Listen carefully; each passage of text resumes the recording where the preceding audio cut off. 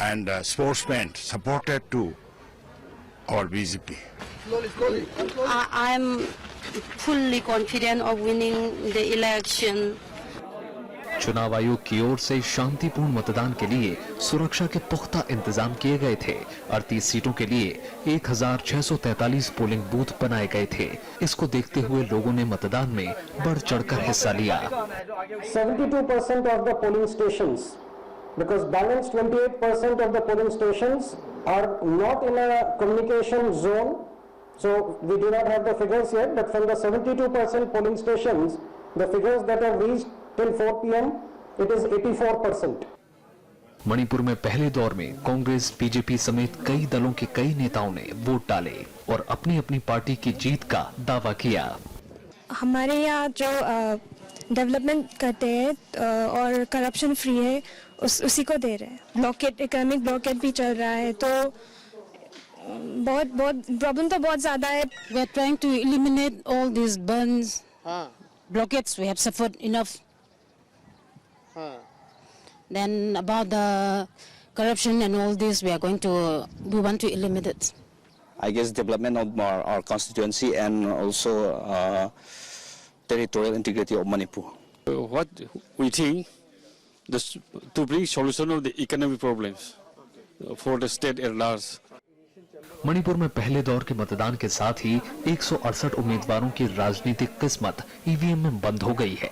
राज्य में दूसरे दौर में 8 मार्च को 22 सीटों पर मतदान होना है। यह चरण तय करेगा कि अगले चरण में क्या होगा, और जो इसी चरण में ये बात साबित होगी कि इस बहस का क्या अंत होगा कि किस तरह का मणिपुर बने। मणिपुर ब्लॉक और ब्लॉकेड में रहे या मणिपुर विकास के रास्ते पर, शांति के रास्ते पर बढ़े। राज्यसभा टेलीविजन के लिए कैमरा पर्सन प्रशांतों के साथ इम्फाल ईस्ट से अखिलेश सुमन। और अखिलेश सुमन इस वक्त हमारे संवाददाता हमारे साथ जुड़ चुके हैं इम्फाल से, उनका रुख करते हैं। अखिलेश, वाकई में मणिपुर की जनता को दाद देनी होगी, इतना बड़ी तादाद में, वो भी इतनी विपरीत परिस्थितियों जो पिछले कई महीनों से हमने देखी मणिपुर में, जिसको लेकर चिंता का एक माहौल जरूर था। लेकिन जो कल बात हम कर रहे थे कि चुनाव आयोग को जो आश्वासन दिया वहां के संगठनों ने, राजनीतिक दलों ने, उसी की परिणति है कि आज इतना बड़ी तादाद में मतदान हुआ है। निश्चित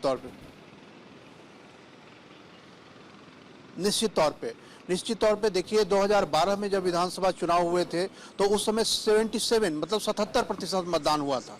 उसके बाद 2014 में जब लोकसभा चुनाव हुआ तो 78% मतदान हुआ था, और आज जब चुनाव हुआ है तो इस चरण में 84% है, और अभी इसमें और बढ़ोतरी की गुंजाइश है, क्योंकि अभी भी सारे फाइनल रिजल्ट्स अभी तक नहीं आए हैं, सारे फाइनल फिगर्स। तो 84% अभी तक का है, और संभवतः उसमें कम से कम 1 या 2% और बढ़ने की संभावना है।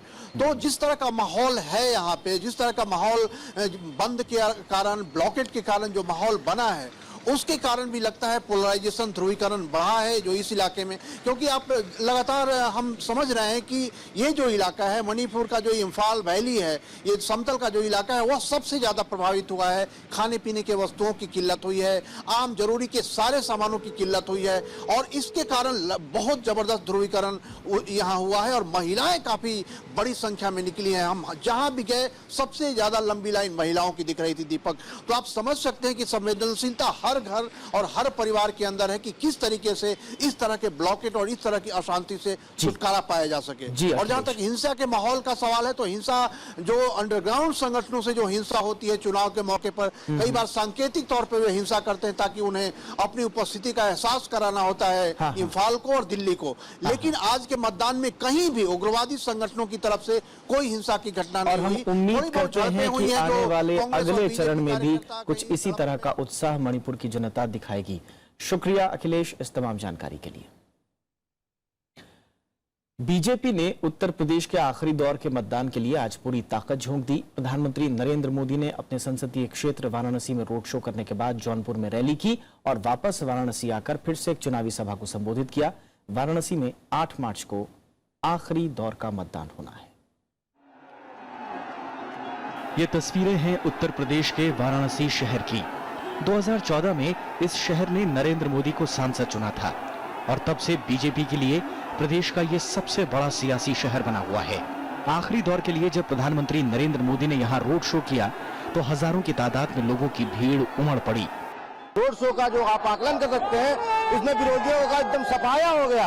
आज से काशी का वातावरण एकदम चेंज और काशी भगवामय हो चुका है। समझ लीजिए भारतीय जनता पार्टी की भारी बहुमत से सरकार बनने जा रही है और हम बनारस की सभी सीटें जीतेंगे, भारी भारी बहुमत से जीतेंगे। मोदी जी ने बहुत काम किया है। करीब 3.5 घंटे चले रोड शो में नरेंद्र मोदी की झलक पाने के लिए समर्थकों में होड़ मची रही। इससे पहले प्रधानमंत्री ने बाबा विश्वनाथ और काल भैरव मंदिर में पूजा अर्चना की।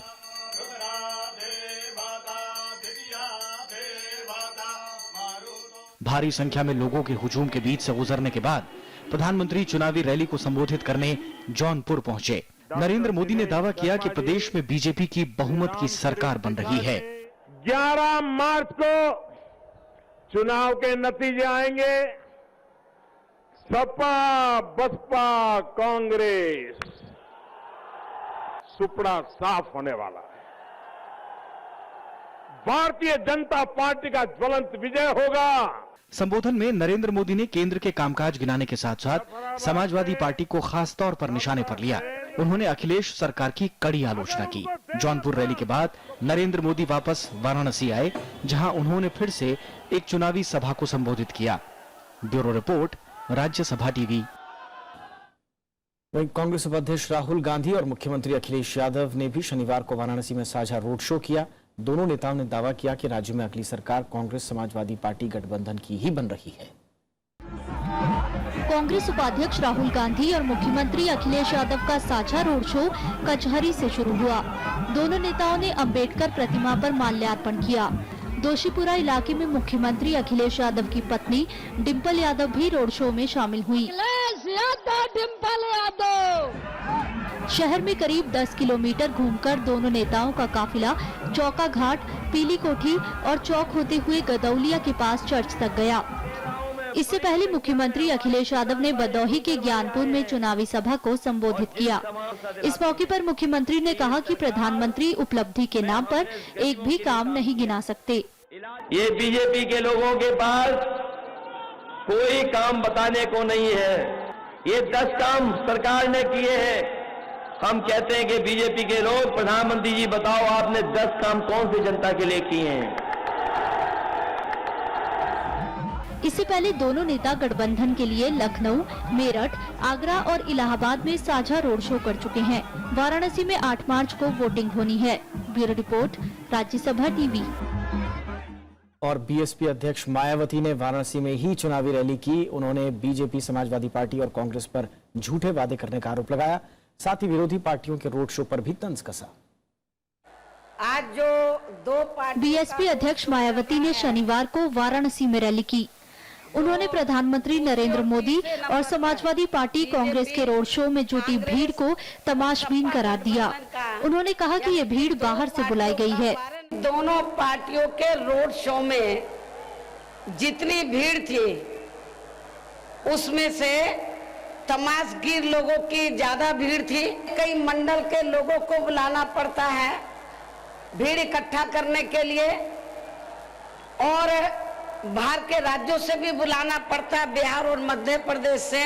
मायावती ने दावा किया कि राज्य में अगली सरकार बीएसपी की बनेगी। साथ ही उन्होंने बीजेपी, समाजवादी पार्टी और कांग्रेस पर झूठे वादे करने का आरोप लगाया। अब पूरे प्रदेश की जनता ने यहाँ भारी बोनस के साथ ही बीएसपी की अकेले ही पूर्ण बहुमत की अपनी लोकप्रिय सरकार बनाने का पूरा पक्का मन बना लिया है। उत्तर प्रदेश में 7वें और आखिरी दौर में चुनाव प्रचार के लिए 2 दिन बाकी है और सभी पार्टियां मतदाताओं को लुभाने की पूरी कोशिश में जुटी हैं।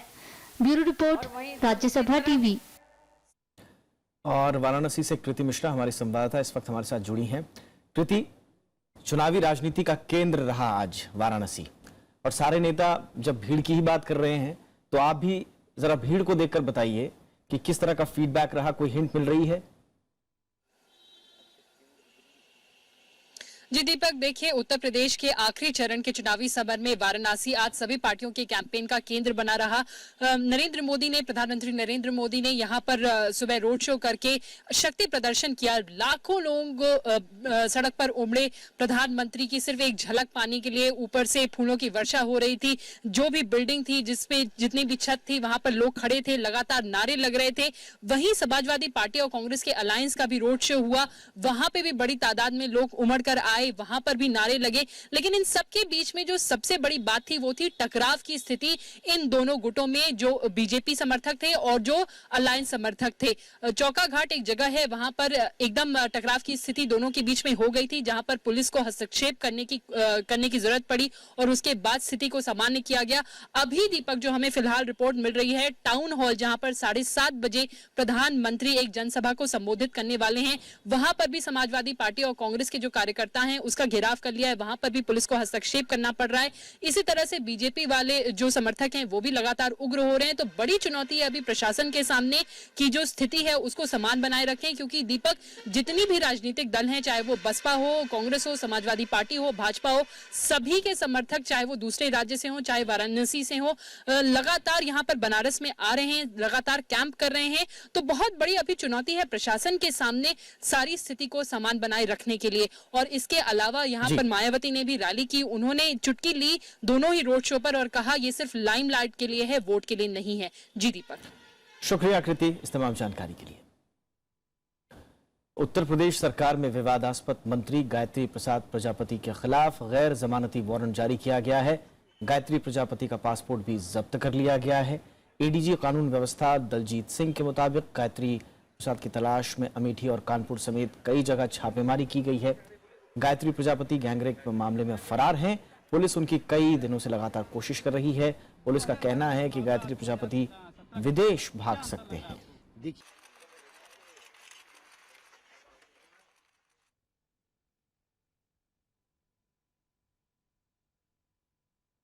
जीएसटी में 50 लाख तक टर्नओवर वाले होटलों पर 5% की दर से टैक्स लगेगा। जीएसटी काउंसिल में आज इसका फैसला हुआ। काउंसिल ने सेंट्रल जीएसटी और इंटीग्रेटेड जीएसटी कानूनों का मसौदा मंजूर कर लिया है। दिल्ली में शनिवार को हुई जीएसटी काउंसिल की बैठक में कई अहम फैसले हुए। वित्त मंत्री अरुण जेटली ने बताया कि काउंसिल ने सेंट्रल जीएसटी और इंटीग्रेटेड जीएसटी कानूनों के मसौदे को मंजूरी दे दी है। उन्होंने बताया कि जीएसटी से जुड़े 2 और बिल, स्टेट जीएसटी और यूटी जीएसटी पर अब 16 मार्च की बैठक में विचार किया जाएगा। As far as the council is concerned, it's been approved, but we will take the extra precaution after the legal committee approves it of sending it to every state before we take it to the cabinet. There will not only be cross empowerment in interstate GST, which is interstate trade. It's called integrated GST. But it will also be such that it will be put into the act. वित्त मंत्री ने कहा कि चारों विधेयकों को budget सत्र में एक साथ पेश किया जाएगा। उन्होंने 1 जुलाई से जीएसटी लागू होने की उम्मीद जताई। वित्त मंत्री के मुताबिक जीएसटी में 40% तक की अधिकतम दर का प्रावधान होगा, लेकिन टैक्स 5, 12, 18 और 28% की दर से लगेगा। वहीं छोटे होटलों और रेस्टोरेंट्स पर 5% की दर से टैक्स लगेगा। 2.5 by the state, 2.5 by the center. So total of 5% will be applied to those restaurants whose turnover is below 50 lakhs. For the remaining restaurant, they will come in the regular service tax rate. वित्त मंत्री ने 1 जुलाई से देश में GST लागू होने की उम्मीद जताई। Bureau report, Rajya Sabha TV. Mumbai में बीएमसी चुनाव में शिवसेना को कांटे की टक्कर देने के बाद बीजेपी ने मेयर पद का चुनाव नहीं लड़ने का फैसला किया है। महाराष्ट्र के मुख्यमंत्री देवेंद्र फडणवीस ने प्रेस कॉन्फ्रेंस कर इसकी घोषणा की। बीजेपी मेयर और डिप्टी मेयर पदों के लिए शिवसेना के सामने उम्मीदवार नहीं उतार रही है। देवेंद्र फडणवीस ने कहा कि यह फैसला मुंबई की जनता के हितों को देखते हुए लिया गया है। इसके साथ ही मुंबई में शिवसेना का मेयर बनना लगभग तय हो चुका है। शिवसेना ने विश्वनाथ महादेश्वर को मेयर और हरेश्वर वर्लीकर को डिप्टी मेयर के लिए उम्मीदवार घोषित किया है। आपको बता दें कि 227 सदस्यों वाली महानगर पालिका में शिवसेना 84 सीटों के साथ पहले और बीजेपी 82 सीटों के साथ दूसरे नंबर पर रही थी। अलग अलग लोगों को जोड़कर सत्ता को कायम करेंगे, महापौर का चुनाव जीतेंगे, तो शायद एक प्रकार से लोगों ने जो हमारे ऊपर विश्वास दिखाया है उसका अनादर होगा और इसलिए 2 ही सीटें ज्यादा क्यों ना मिली हो, लेकिन शिवसेना को 2 सीटें ज्यादा मिली है, इसलिए वे महापौर का चुनाव लड़े। भारतीय जनता पार्टी ने निर्णय किया है, हम महापौर का चुनाव नहीं लड़ेंगे, हम उपमहापौर का चुनाव नहीं लड़ेंगे। राष्ट्रपति ने नई नौकरियों के लिए विकास के गांधीवादी मॉडल पर जोर दिया है। उन्होंने ये बात राष्ट्रपति भवन में हो रहे फेस्टिवल ऑफ इनोवेशन में कही। राष्ट्रपति ने कहा कि नए शोध और विचार विकास का अहम अंग हैं। आयोजन 7 दिन तक चलेगा। राष्ट्रपति भवन में शनिवार को तीसरे नवाचार उत्सव की शुरुआत हुई। राष्ट्रपति प्रणब मुखर्जी ने इसका उद्घाटन किया। उन्होंने कहा कि विकेंद्रीकृत और विविध नवाचार पर आधारित उद्यम ही सभी समस्याओं का समाधान है। Innovation has reached center stage of policy making in the science and technology domain.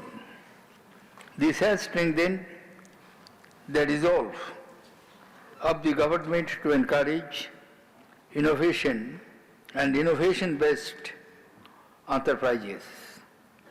At the same time, it has helped in unlocking the latent creative energy of our billion-plus people.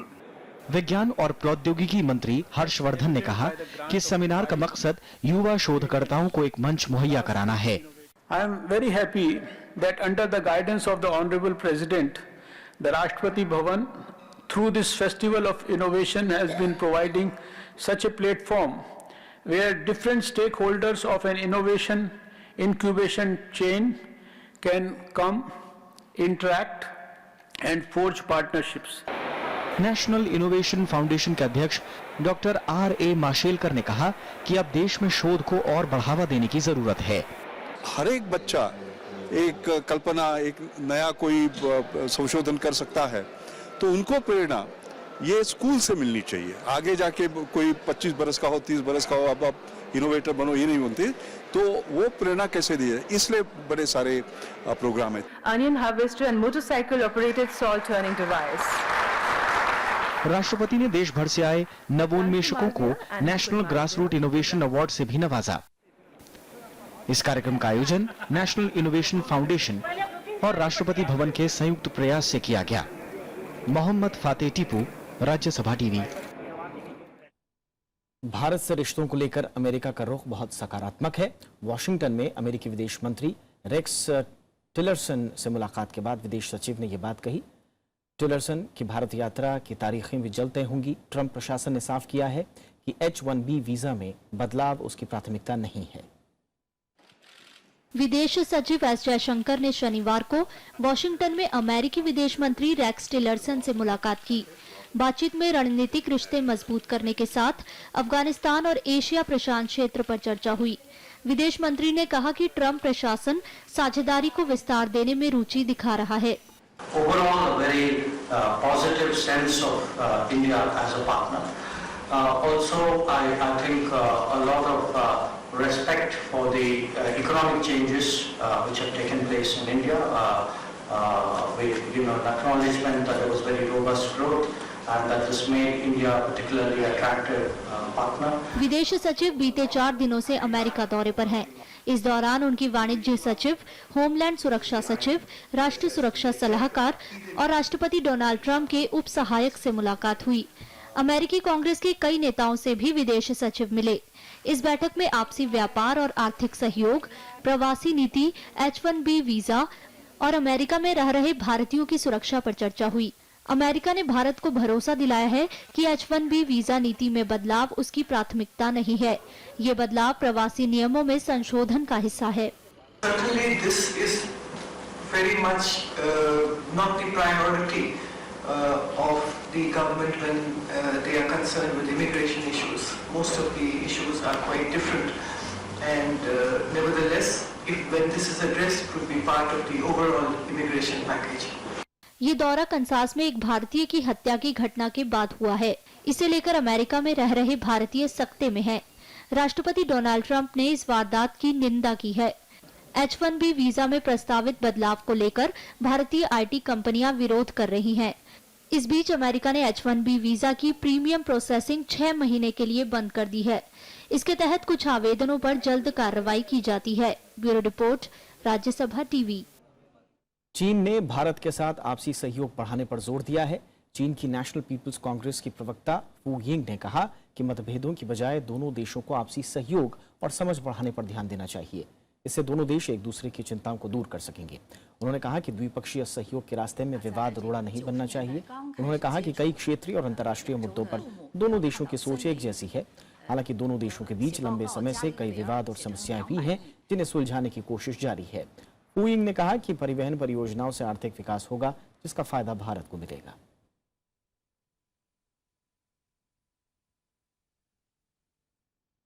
पूर्व सांसद और बाबरी मस्जिद action committee के नेता सैयद शहाबुद्दीन का आज निधन हो गया। वो 82 साल के थे। उन्होंने आज सुबह नोएडा के एक अस्पताल में आखिरी सांस ली। वो 1958 बैच के IAFS अधिकारी भी थे। शहाबुद्दीन 2004 से 2007 के बीच ऑल इंडिया मुस्लिम मजलिसे मुशावरात के अध्यक्ष भी रहे।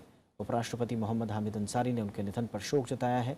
उपराष्ट्रपति ने कहा कि सैयद शहाबुद्दीन को कठिन परिश्रम और दृढ़ संकल्प वाले मुद्दे अपनाना पसंद थे और उन्हें लोकतांत्रिक भारत के निर्माण की कोशिश करने के लिए याद किया जाएगा।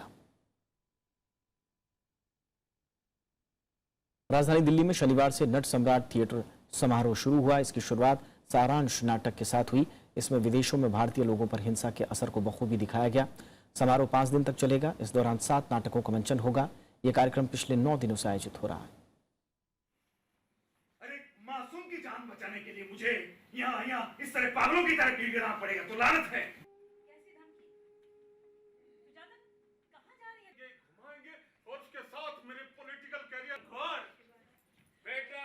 आए दिन आप सुनते रहते हैं अमेरिका है या ऑस्ट्रेलिया है, कहीं भी विदेश में भारतीयों के साथ कई बार इस तरह के दुर्घटना होती रहती है। तो उसका इम्पैक्ट क्या होता है उसको हम लोगों ने दिखाने की इस फिल्म में, जैसा कि भट्ट साहब ने लिखा है, स्टेज के माध्यम से वो और मार्मिक तरीके से लोगों तक पहुंचती है। उत्साह तो बहुत है, इसीलिए लोग दर्शक, पूरा हॉल भरा हुआ दर्शकों से। मगर हमारा एक मकसद रहता है इस फेस्टिवल को करने का कि सारे कलाकार जो पूरे देश में अलग अलग काम करते हैं, तो कैसा प्लेटफॉर्म हो, सारे मिलके एक साथ एक दूसरे का काम देखें। बेंगलुरु में ऑस्ट्रेलिया के साथ खेले जा रहे दूसरे टेस्ट मैच में टीम इंडिया का निराशाजनक प्रदर्शन जारी रहा। भारतीय बल्लेबाज मेहमान टीम के गेंदबाजों के सामने बेबस नजर आए और पहली पारी में महज 189 रन बनाकर ऑल आउट हो गए। भारत की ओर से सलामी बल्लेबाज लोकेश राहुल ने सर्वाधिक 90 रन बनाए। ऑफ स्पिनर नाथन लियोन ने घातक गेंदबाजी करते हुए 50 रन देकर 8 विकेट लिए। इसके अलावा स्टार्क और ओकीफ को एक विकेट मिले। टॉस जीतकर पहले बल्लेबाजी करने उतरी मेजबान टीम को अभिनव मुकुंद के रूप में पहला झटका लगा। भारत की ओर से करुण नायर ने 26, चेतेश्वर पुजारा और अजिंक्य रहाणे 17 रन, विराट कोहली 12 रन बनाकर आउट हो गए। पहले दिन का खेल खत्म होने तक ऑस्ट्रेलिया ने अपनी पहली पारी में बिना कोई विकेट खोए 40 रन बना लिए थे। डेविड वार्नर 23 और मैट रेनशॉ 15 रन बनाकर क्रीज पर थे।